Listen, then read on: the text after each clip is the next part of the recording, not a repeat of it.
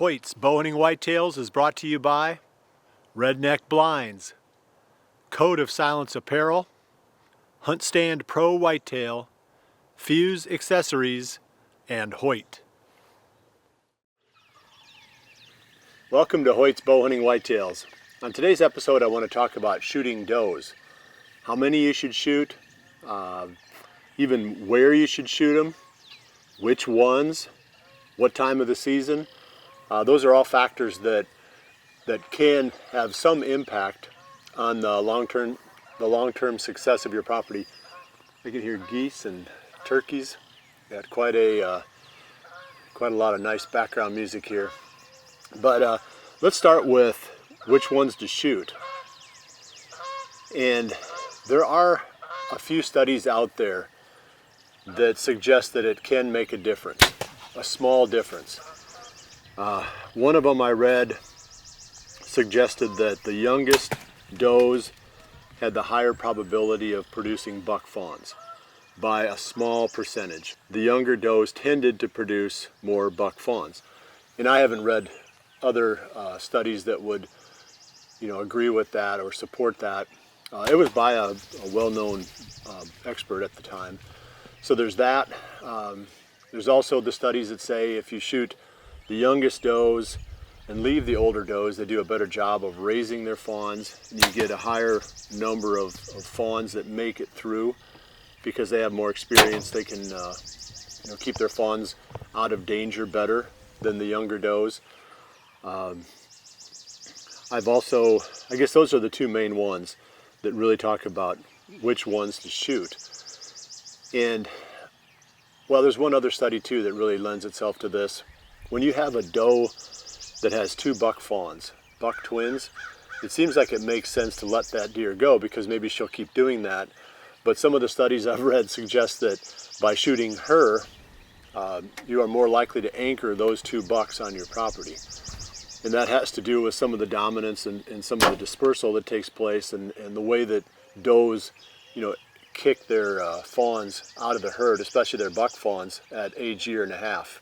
It's more of a, if she's dead, they're more likely to be there at age 2 than if she's still alive. Again, you're splitting hairs, and I don't think it really matters at the end of the day. I mean, it's one thing if you're making a massive targeting effort within your herd. You're saying, well, I'm going to shoot all of the young does, or I'm going to shoot all the old does, or whatever. But if you're just randomly shooting whatever does give you an opportunity, you're probably going to be totally fine because you're not going to target one age class. Given a choice, I generally shoot the older does. I just figure there's more meat there, they're just bigger, and that's not, there's nothing scientific behind that. So it doesn't really matter, I don't think, from what I've read over and over from different experts. There's a lot of conflicting, reasons why you might shoot, one class over another. So now the question is, when should you shoot them? And I think this is really probably the most important one.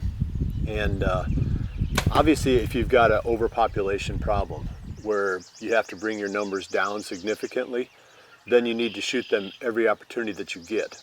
But let's say you've got a target number and that target is achievable. Let's say you're wanting to kill 4 or 5 does on your property this coming season. It makes the most sense to kill them before they've been bred. So before the rut. So we're talking about throughout the Midwest, as soon as the season opens up until the end of October, those are key times to kill does. Not only is that really good timing from a biological standpoint, but it's also convenient because usually the bucks aren't moving that well. So you're out there hunting, you're taking a few does, you're getting your skill set kind of honed and getting ready for the rut when the bucks are going to be a lot more vulnerable. You want to shoot them before the rut if possible because you want to spare the bucks the stress of having to breed more does. That's one reason. So let's say that there's 4 bucks trying to breed 9 does. Well, if you take 3 of those does out, now you got 4 bucks trying to breed 6 does. You can see that the stress level in the herd drops. The rut gets over quicker. The bucks don't have to expend the energy to continually move and find more does to breed. It goes, the rut goes quicker. And again, it's on a small level. you're not going to see some massive change in this way. So again, if you have a lot of does you need to remove, you need to take them whenever you can. But if you can be selective, shoot them before the rut. Another reason is, let's say you've got a couple of really nice bucks on your property, and maybe they're the dominant breeders. They're not always, the best antlered bucks aren't always the dominant breeders, but let's just say that they happen to be. Well, after the rut, those does have been bred, and hopefully, a number of them have been bred by these better bucks on your property.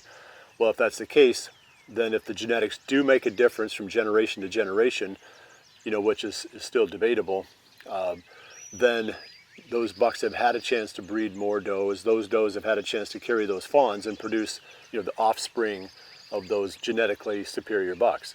The reason I say it's debatable is because genetics can skip generations too. So it's not always so simple as to say, the biggest bucks produce the biggest buck fawns, because it doesn't always work that way. So anyway, that's kind of the bottom line on when to shoot them. The sooner in the season you can, the better. But if you have a big target, you've got to overlap that throughout the whole season. The most important thing is to hit your target number, to take the right number of does. So let's touch on that next. So what is the right number? And again, I fall back on all the studies that I've read and the biologists I've talked to. You got to figure, for 30 some years I've been writing for magazines, and a high percentage of the articles that I wrote were about whitetail deer hunting, about whitetail deer behavior. Some of it was stuff that I learned, but a lot of it was stuff that I got from interviewing the top experts in the country. And so I have a lot of wealth of information that these guys have provided to me over the years. And the kind of the overwhelming number that keeps coming back around is somewhere between 25% and 33%, between a quarter and a third of your adult deer. You have to remove that number if you want to keep the herd from growing. And it depends a lot on the habitat too, the quality of the range that these deer live in. So if you're in a big woods environment with very little food and the population doesn't grow very fast, the recruitment rate of bringing new fawns into the population is low, you don't need to shoot that many. In fact, you need to be probably pretty careful that you don't shoot too many. But you get into a lot of these Midwestern environments where there's tons of food. It's an ag base. The deer really aren't food limited. They can overpopulate an area pretty easily because they can reproduce very quickly. In those situations, you need to be at that 25% to 33% range. So let's say you think you've got 10 adult does. I'm not saying 10 does because you throw the doe fawns in, and that's another dynamic. But let's just say adult does. They're a year and a half old and older. If you've got 10 of them, shooting 2 to 3 is probably a realistic target if you're trying to hold your population. Obviously, if you're trying to let it grow, you want to back that number off. And if you're trying to bring it down, you got to jump past that number. So again, let's say you got the same environment where you've got 20 does, but you've got too many. You might have to shoot upwards of 10. And that's, obviously it's going to be tough when you got to kill half of the does in the herd. But if you're going to bring the population down, you got to get ahead of that 25% to 33% number, which means you got to shoot more than that.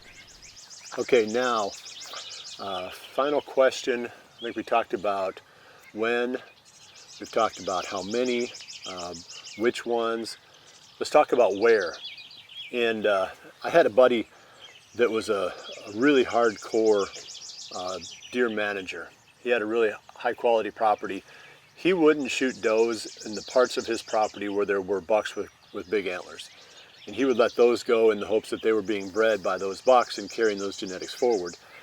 I don't have any hope on my property of being able to do that good of a job of micromanaging. I felt like most important for me was to shoot the deer that were living on my property, which meant that I was shooting most of them in the middle of the property, as much in the middle as possible. And there are people who disagree with that. They think you want to shoot the deer that are coming in off the neighbors because those are the ones that are going to grab the bucks and pull them off during the rut. I don't buy that, because those bucks are going to be making that circle anyway. Whether there's a doe that comes in there once in a while and feeds on your property and then leaves, I don't think that really matters. I always wanted to bring the population base on my property down. which means I had to take the ones that were mostly resident there and then create those, opportunities for the population, the buck population to remain, so that you didn't have that dispersal because your population was just too high on your farm. That's a whole other topic. I probably shouldn't even have started on that, but if you have a super high population of deer, your bucks are going to fringe out. So if you create that vacuum in the middle of your property, in theory, you should become a net importer of bucks that are dispersing out of other high density and high population areas. So you want to bring the population down in the middle of your property. So that was always what I did. I focused on, basically shooting whatever doe that I could, but if I had a choice, I wanted to take the ones out of the center. So that's not everything there is to know about managing does, because there's a lot of experts out there and there's a lot of information that keeps changing. A lot of studies that take place that we didn't have at our disposal 10 years ago, that now we know this, we know that. All these trail camera studies that we've been doing, our own personal trail camera surveys. There's a lot of information out there. So this isn't the gospel. This is the way I've been doing it for a long time. And unless something dramatically changes, it's the way I'm going to keep doing it. I'm going to shoot as many does as I can early. I'm going to target whichever doe presents me with a good close range shot. I'm going to focus on the middle of my property more than trying to hunt the ones that are coming in off the neighbors. And I guess that's it. That's kind of my strategy. But yeah, leave comments. What I think is really interesting about this YouTube channel is the fact that the comment section is becoming like a forum. Don't be shy about raising questions there, because even if I can't get to them all, a lot of our viewers are really knowledgeable, and they can jump in and help you out too. And I really like that part, because the more we go along on this, the more that I'm seeing things on there that I didn't know about, or I hadn't considered, that some of the viewers have brought up. So yeah, leave comments, leave questions, and hopefully you've enjoyed this topic. It's a bit of a controversial one. There's a lot of situations where you have to shoot does, and some people they don't buy into that. They don't like the whole idea of bringing the herd down by shooting does. They feel like they should just protect the does and only shoot bucks. Well, that doesn't always work. There's certain situations, and a lot of situations, where you have to maintain or bring down the population. Well, I appreciate you joining me. I'll see you right back here again next week for the next episode of Hoyt's Bowhunting Whitetails. And remember to always dream big.